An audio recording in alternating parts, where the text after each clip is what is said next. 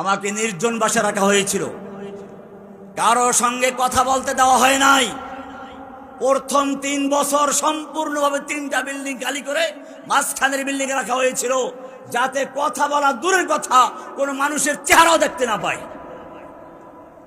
আমার তখন মনে হলো ওরা আমার সঙ্গে কোনো মানুষকে কথা বলতে দিবে না। ইমাম আহমদ ইবনে হাম্বল রাহমাতুল্লাহ আলাইহি জেল থেকে বলেছিলেন, আল কুরআনু কালামুল্লাহি গায়রু মাখলুকিন।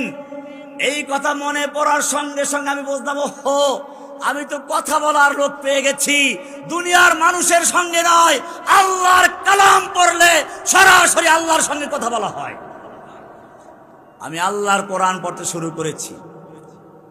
যারা জেলখানায় ছিল তারা জানে, যেহেতু একা 3 বিল্ডিং খালি, আমার জন্য জোরে জোরে কোরআন পড়তাম, দূরের থেকে শোনা যেত।